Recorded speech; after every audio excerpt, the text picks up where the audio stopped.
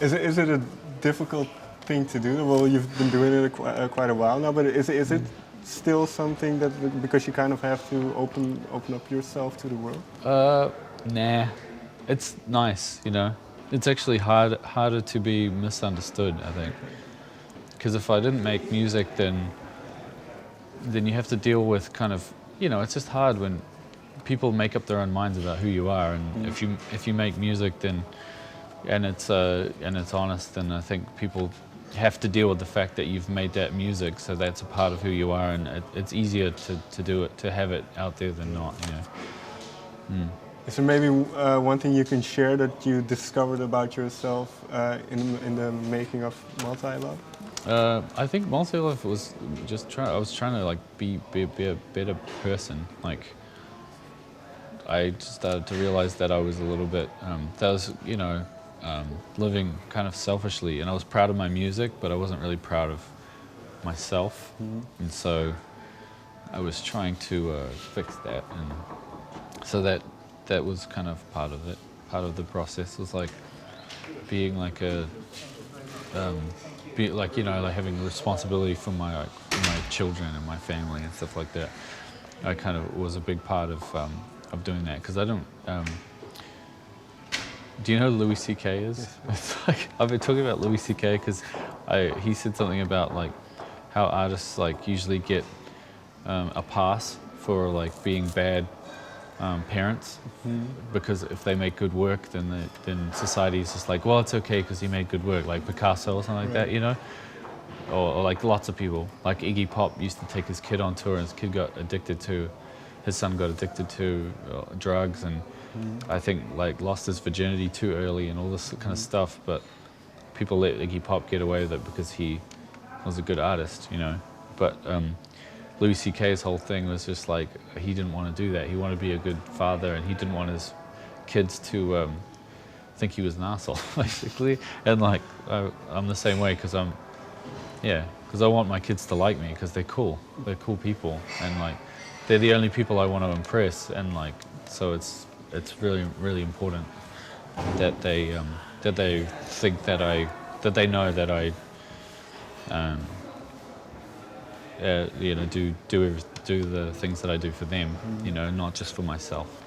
So Was it watching Louis C.K. that kind of gave you this realization, or was it something that was already in the back of your mind that kind of? I think yeah, no, yeah, I felt I was, yeah, I just I was thinking, is this the way it goes? Like, if I care about my music and I care about my art, then I have to do this. I have to be a bad father, or I have to be a bad husband, or whatever, bad person, and just like sacrifice myself for art and stuff like that. And but he was like one of the first people that ever kind of said, "Fuck that," you know, like we make what, you know,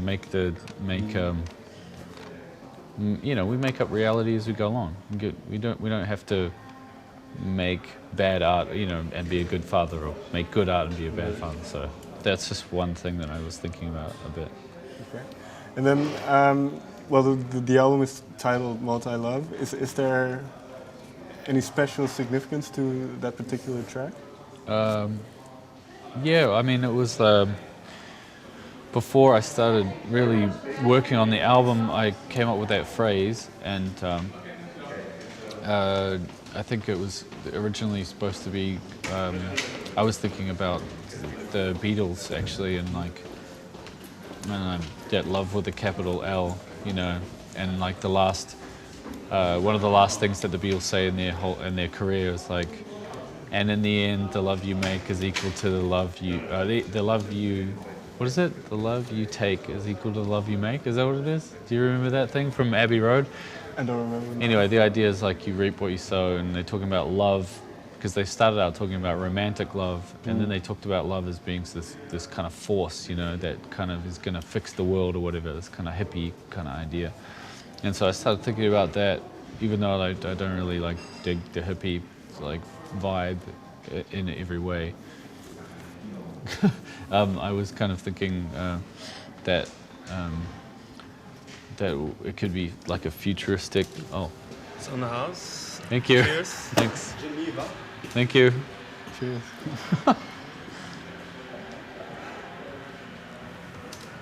Fuck you, man. This is bad.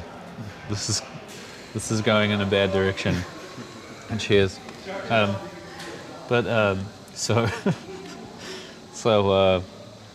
yeah, what was I talking about? Love with the craft. Yeah, so I thought about multi-love. I wanted it to be like the kind of hard edge, like futuristic re-establishment of that idea. Like, so that's what I thought sounded cool, like a utopian idea, but not like a nostalgic right. 60s idea, but like a rehashing of the idea of, you know, because like civil rights and feminism and all these things that started to explode in the 60s, and free love and all this kind of stuff, that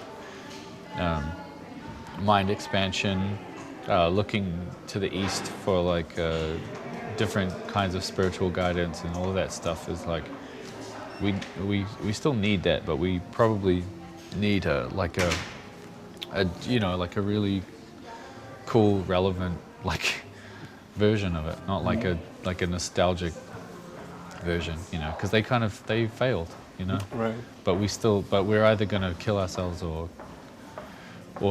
it's a test, you know.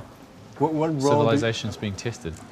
What role do you think that music can fulfill in this? Well, I don't know. I just think that peace isn't the opposite of war. Music is the opposite of war to me. Music is just music doesn't, you know, like you can fight, you know, if you try to fight evil, you know, that doesn't make sense. Like, right. But so you need a different approach, I think, and I think music and art and actually science. I think like art and science are like really closely related, and they relate the scientists that will move us forward possibly more important than artists, you know. But I think that it only works if they're creative, if they're thinking completely outside of what of this you know, the set of solutions that we think are possible, and you know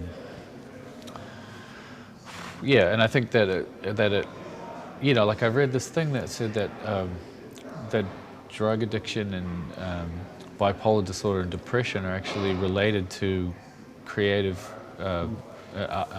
thinking in art and science, and that those kind of so-called disorders, you know, are present in the families of like most of the greatest scientists and artists of the last 100 years or so, that they were kind of exploring, and made me think like that's kind of it right there, like the idea that that we're kind of, people are kind of screwed, like people that have screwed up problems are maybe just like are just as useful to society as anyone else, but they need to be understood, and like it's misunderstanding that brings out the like dark side of that stuff. And in my experience, that's totally true, because my family, our whole, you know, on both sides, we have like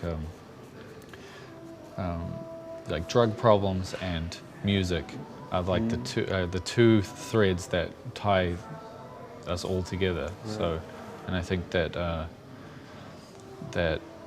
that's not a coincidence. It's like there's some relationship there. So I don't even know what I'm talking about now. But yeah.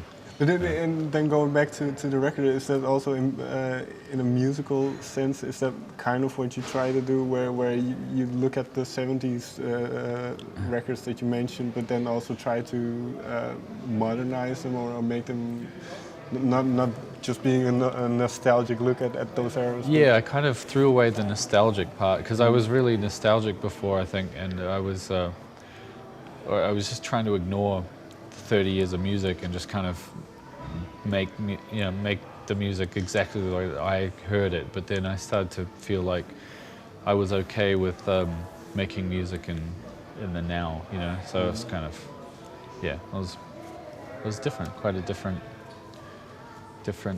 approach in that sense. I was okay with making a record that sounded more modern. Yeah. Thank you very much for your time. Okay.